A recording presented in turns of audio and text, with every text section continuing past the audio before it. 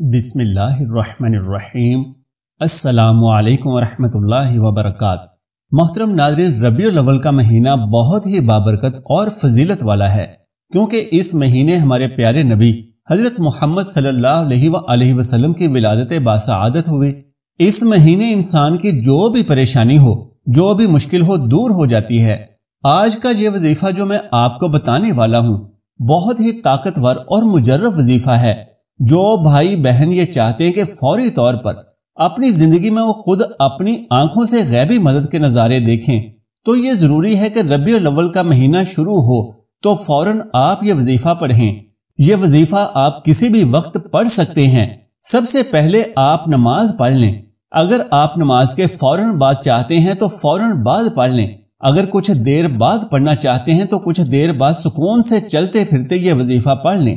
کوئی اس میں پابندی نہیں ہے کہ نماز پڑھنے کے فوراً بعد جائے نماز پر بیٹھے بیٹھے یہ وظیفہ پڑھنا ہے یا کچھ وقت کے بعد پڑھنا ہے۔ پیارے ناظرین، وہ بھائی بہن جو اس ویڈیو پر آئے ہیں اپنی پریشانی کو لے کر، جن کو کئی سالوں سے پیسوں کا مسئلہ ہے، دولت کا مسئلہ ہے، وہ تمام میرے بہن بھائی بڑی توجہ سے، بڑے غور سے اس ویڈیو کو ضرور دیکھ لیجئے گا۔ انشاءاللہ اگر اللہ نے چاہا تو آپ کے رزق کے، دولت کے مسائل فوری طور پر حل ہو جائیں گے۔ آج آپ تمام ناظرین کو سورۃ الکوثر کا وہ خاص وظیفہ بتانے لگا ہوں۔ آپ لوگوں کی قسمت ایسے چمک جائے گی کہ آپ لوگ خود مجھے دعائیں دو گے اور حیران رہ جاؤ گے۔ پیارے ناظرین، آپ لوگ لازمی اس ویڈیو کو دیکھتے ہوئے جو وظیفہ آپ کو بتانے لگا ہوں، اپنی زندگی میں صرف ایک مرتبہ یہ وظیفہ آپ کو کرنا ہے۔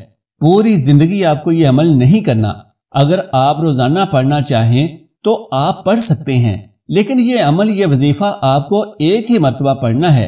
انشاءاللہ ایک مرتبہ پڑھنے سے ہی آپ کی مالی مشکلات اللہ پاک کے حکم سے فوراً حل ہو جائیں گی۔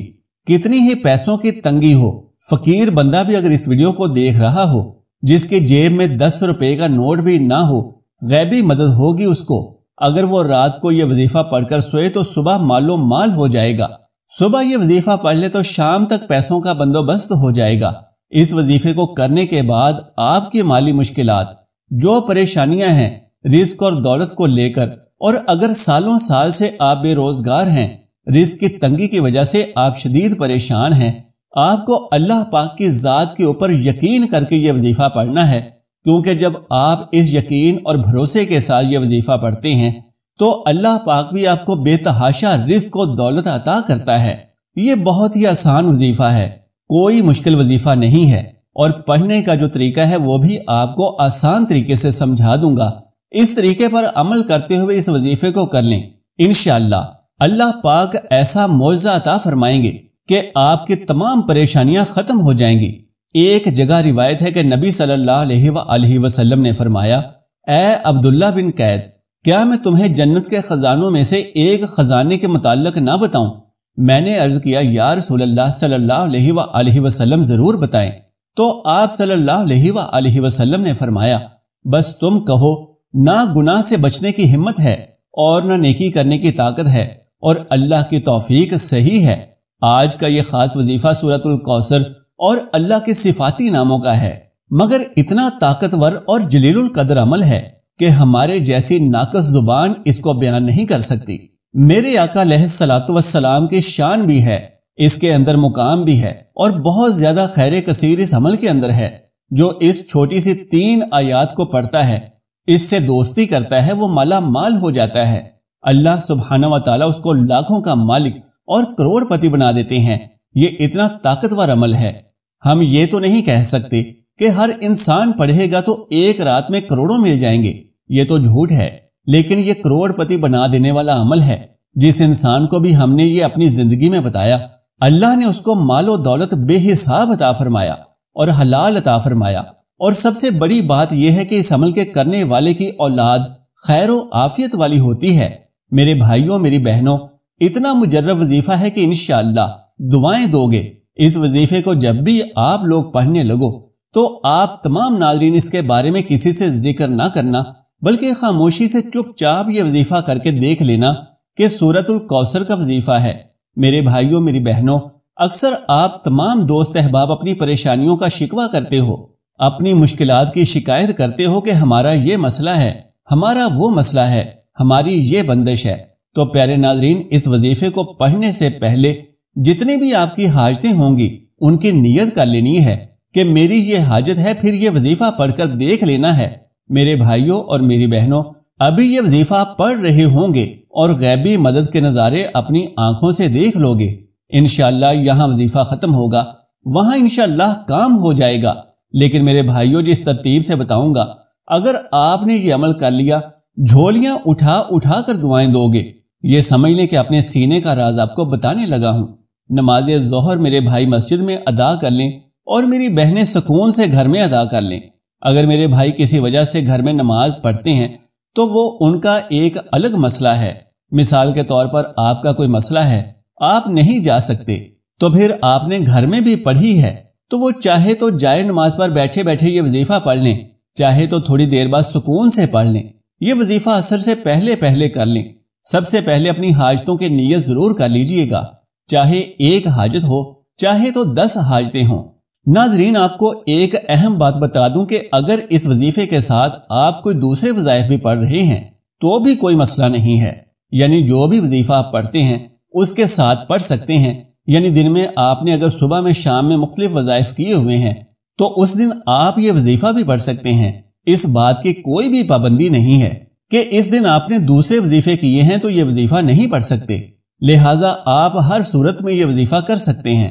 تو سب سے پہلے اپنی حاجتوں کی نیت کر لیں، چاہے وہ ایک حاجت ہو چاہے 10 حاجتیں ہوں چاہے تو 100 حاجتیں ہوں۔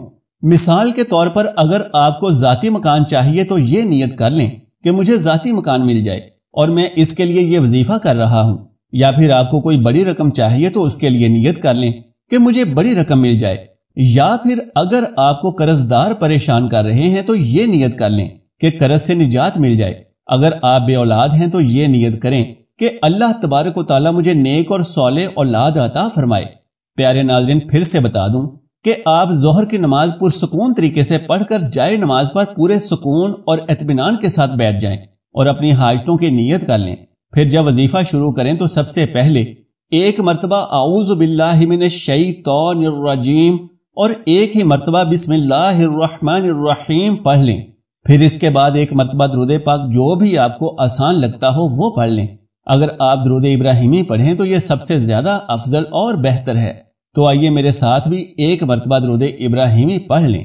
بسم اللہ الرحمن الرحیم، اللہم صلی علی محمد وعلی آل محمد کما صلیت علی ابراہیم وعلی آل ابراہیم انک حمید مجید، اللہم بارک علی محمد وعلی آل محمد کما بارکت علی ابراہیم وعلی آل ابراہیم انک حمید مجید۔ درود ابراہیمی پڑھنے کے بعد آپ نے ایک مرتبہ سورہ کوثر پڑھنی ہے۔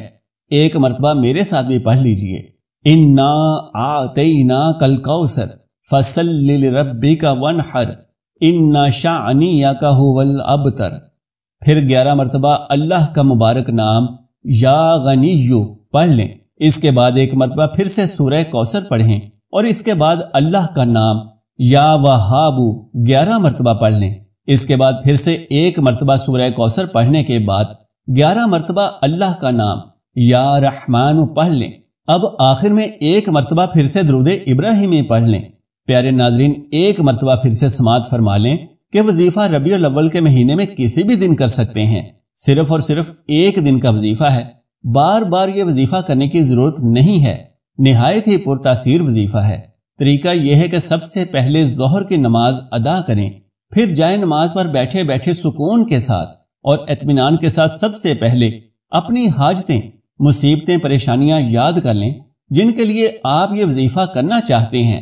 پھر ایک مرتبہ اعوذ باللہ پڑھیں، پھر ایک مرتبہ بسم اللہ شریف پڑھیں، اس کے بعد ایک مرتبہ درود ابراہیمی پڑھیں، اس کے بعد ایک مرتبہ سورہ کوثر پڑھ کر 11 مرتبہ یا غنیو پڑھیں، پھر ایک مرتبہ سورہ کوثر پڑھنے کے بعد 11 مرتبہ یا وہابو پڑھیں، پھر ایک مرتبہ سورہ کوثر پڑھنے کے بعد 11 مرتبہ یا رحمانو پڑھیں اور آخر میں ایک مرتبہ پھر سے درود ابراہیمی پڑھیں۔ یہ وظیفہ مکمل ہو چکا ہے۔ اور اس کے بعد اللہ تبارک و تعالیٰ کے حضور خصوصی دعا مانگیں اور اپنی تمام حاجتیں، مصیبتیں اور پریشانیاں اللہ کے حضور پیش کر دیں۔ انشاءاللہ عز و جل اگر آپ بتائے گئے طریقے کے مطابق یہ وظیفہ کرتے ہیں تو بہت جلد خوشحالی ہی خوشحالی آپ کے قدم چومنے لگے گی۔ اللہ تبارک و تعالیٰ سے دعا ہے کہ تمام مسلمانوں کی ظاہری اور باطنی پریشانیوں کو دور فرما کر خوشحالی اور رحمت و برکت نازل فرمائے۔ آمین یا رب العالمین۔